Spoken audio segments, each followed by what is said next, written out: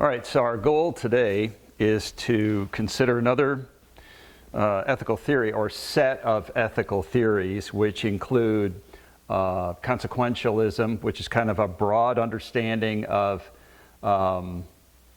ethical decision making based on the consequences of a particular act.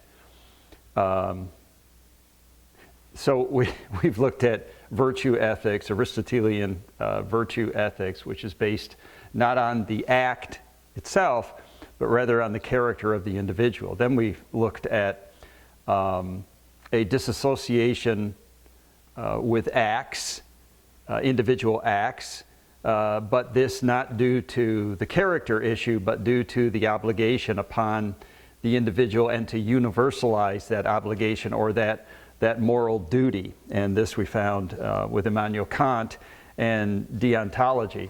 And keep in mind, though, that every single one of these ethical theories proposes an answer to the question, or a system whereby you can arrive at an answer to the question, how do I know what to do? What is the right thing to do? What is the wrong thing to do? What is to be commended? What is appropriate? What is permissible? And then what is to be condemned? What is prohibited? You know, those two sides of the issue. And once again, just to point out that these are ways not only of determining the answer to those questions or to that particular question, but also to justify the actions that are done. So a person who is virtuous in character does virtuous deeds. Okay, so then that deed is commended because it comes from someone who has a virtuous character. We know it's virtuous because we have determined that certain virtues are commendable, right? Again, speaking within the secular realm, not speaking within the biblical realm or the theological realm. And we're trying to get just an understanding on ethical systems as human societies and persons employ them either formally or informally to make moral decisions. How do you justify that action? You know, what makes it? What authorizes it? Something like that. And today we look at consequentialism also, pulling in, it says maybe an umbrella of consequentialism. The consequences, that's what make that act right. So we could think, well, I thought it was a standard. I thought it was an objective, existing standard that we either offended, or we aligned with, so on and so forth. What is this about the consequences? You know, that's throwing me now. You might think, what do you mean? Then, but how do we know what the consequences are going to be? Well, it's our best intentions. It's our best way, based on past patterns, to project what future performance is going to be. And so, really, we won't know then until after the fact. See how things turn out, but then see how things turn out when? In a day, in an hour, in a month, in a year, 10 years, 20 years? How long will this develop before actually we rescue the action? You know, that action is then imprisoned until we find out that it's been exonerated by some future corresponding positive outcome. And so whether that's a day, a week, a month, a year, suddenly then the one held captive, that act that was held captive, they don't know if it's right or wrong, good or bad, until somehow later on history will exonerate that as being maybe in its time perceived as being evil or wrong or impious or pernicious or vicious or all these kinds of horrible things, but only then down the road can we see that he was way ahead of his time, and somehow it's liberated, you know, from the court of public opinion and exonerated. If that sounds really shaky, it's because it is, and that's the fundamental flaw of consequentialism. And yet, many people today find this to be so intuitive, and it seemingly on a gut level kind of makes a lot of sense. well, we should just take into account not the sanctity of the standard, but rather we should take into account, but there could be exceptional cases, there could be, remember we talked about that in the last lecture. But now consequentialism all the more, because it basically considers the potential outcomes. There's maybe a whole range of potential outcomes.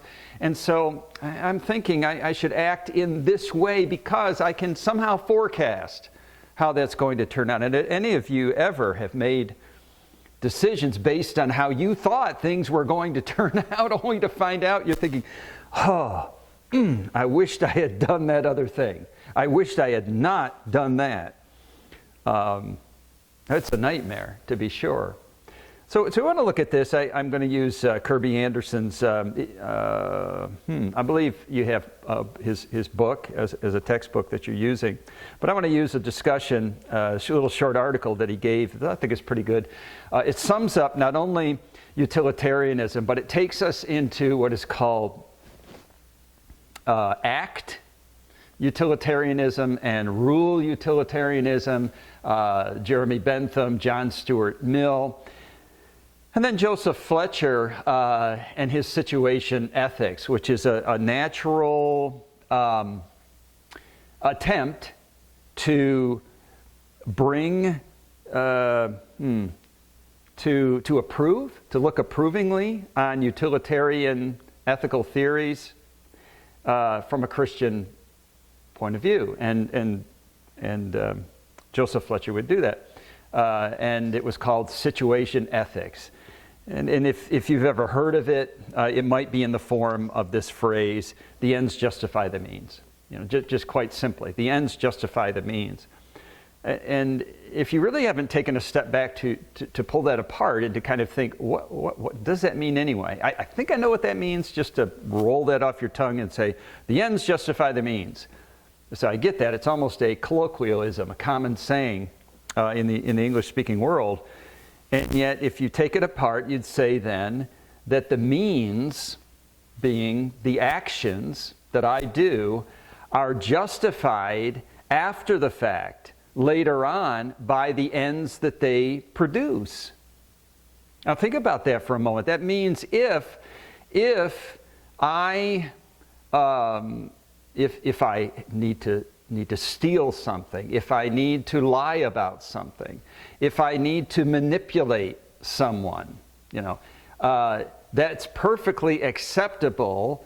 And how is it perfectly acceptable? How does it become approving? Because it seems pretty horrible to me. So how does it become approving? Because over here, there's some positive end that it served. There's some positive outcome that was produced. By manipulating this person, it changed the life of someone else in some way.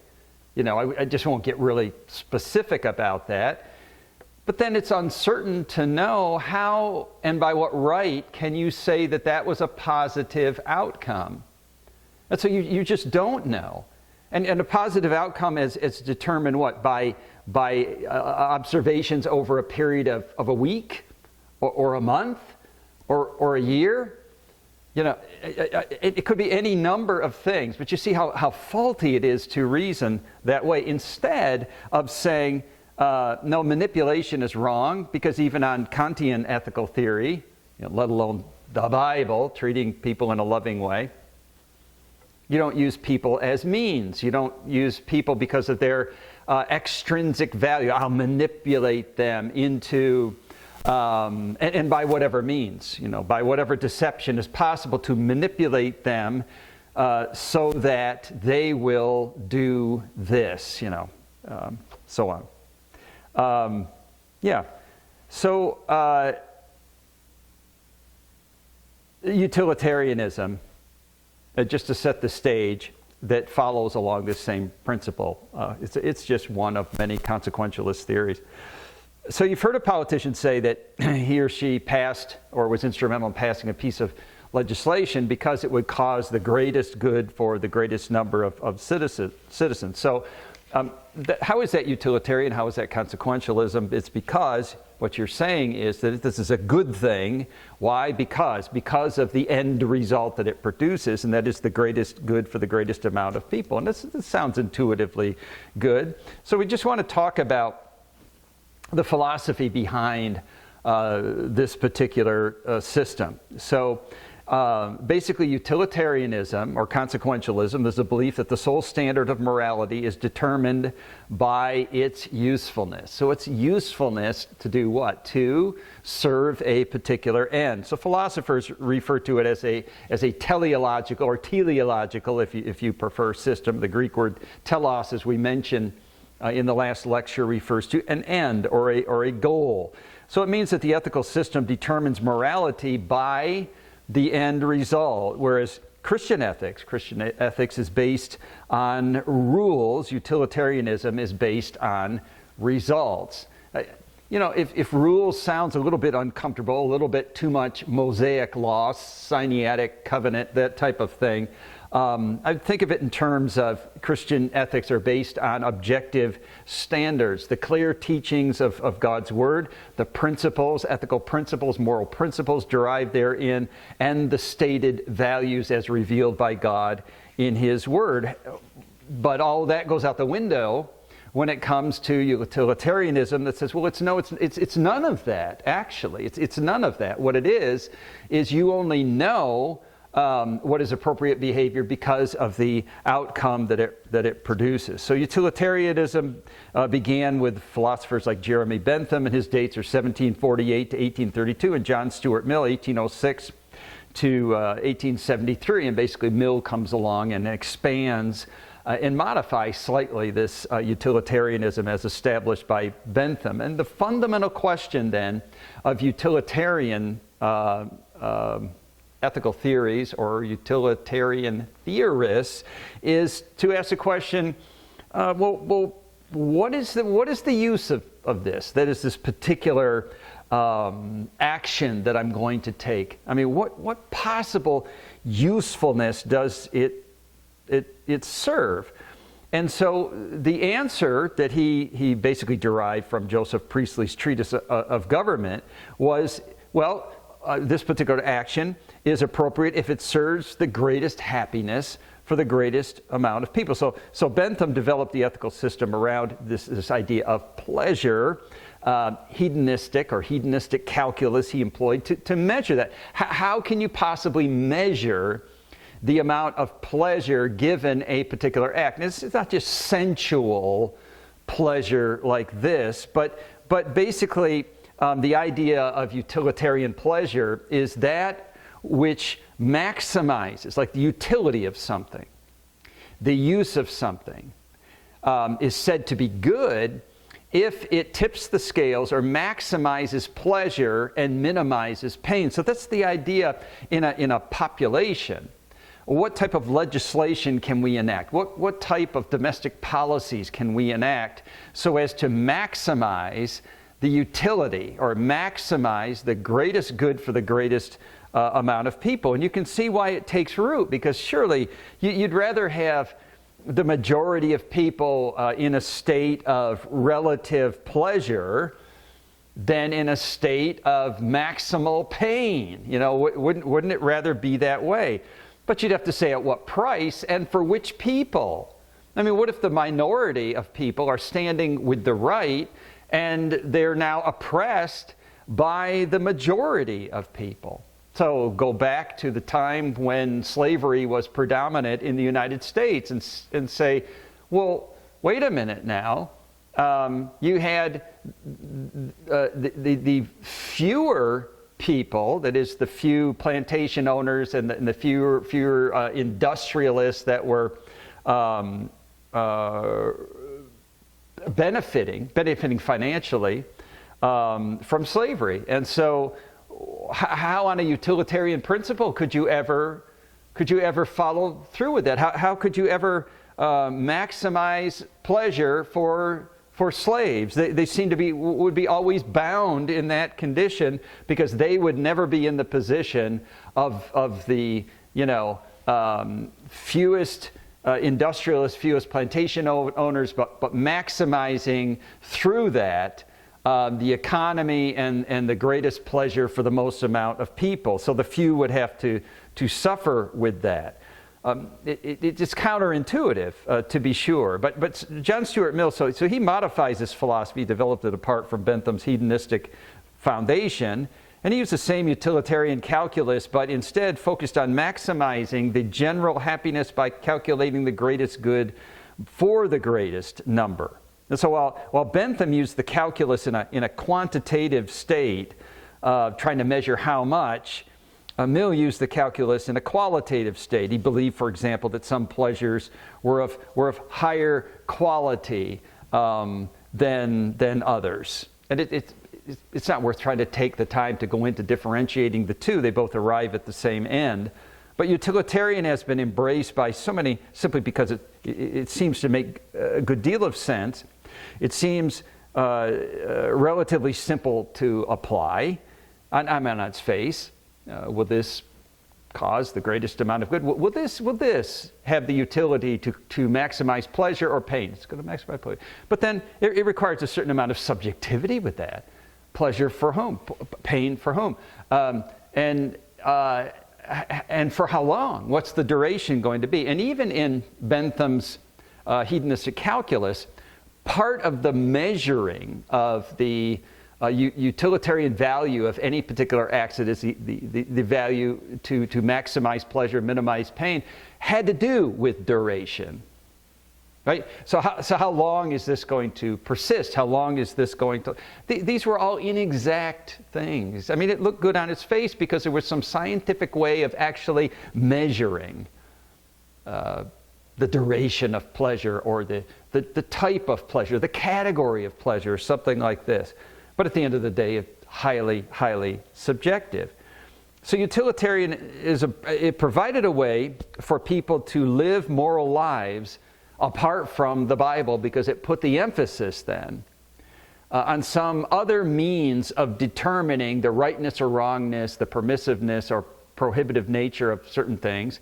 It took standards, established standards as far as objective standards, stated principles, stated values of God's Word, clear, absolute, and although difficult, certainly non-controversial in what is meant.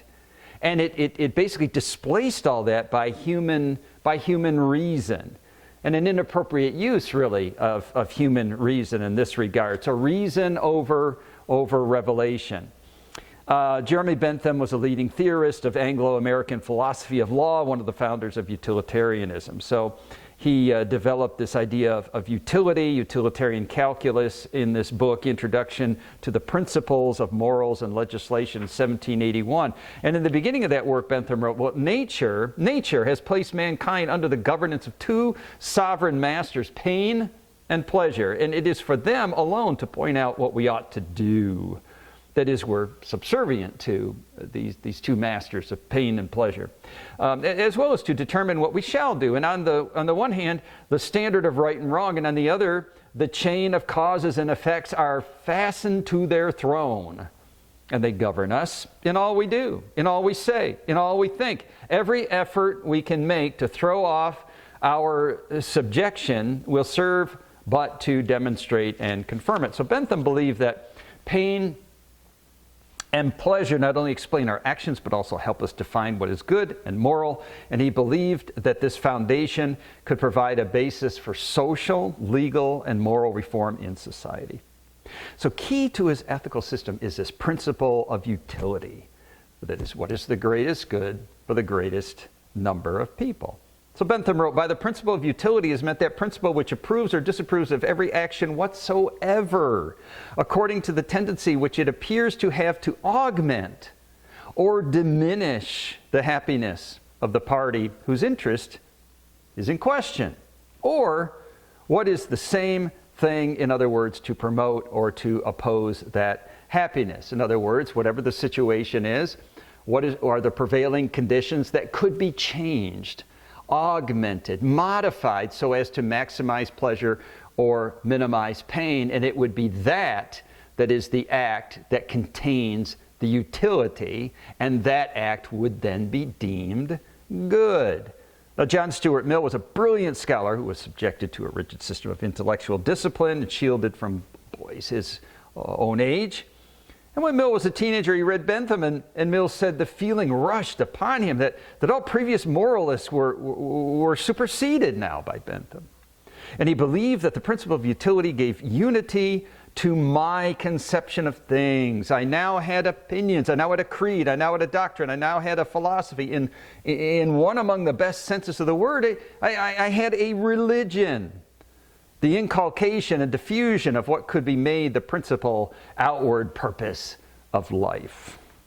So Mill modified Bentham's utilitarianism in later years, whereas Bentham established an act utilitarianism, Mill established a rule utilitarianism. According to Mill, one calculates what is right by comparing the consequences of all relevant agents of alternative rules for a particular circumstance. Notice the emphasis not on a standard applied to the act, but the justification of the act by, not alignment with the standard, but by the consequences. So this is done by comparing all relevant similar circumstances or settings at that particular time. So let's look at all of the possible outcomes to determine what particular act possesses the great amount of utility, meaning the ability to maximize pleasure and minimize pain. And we know this how?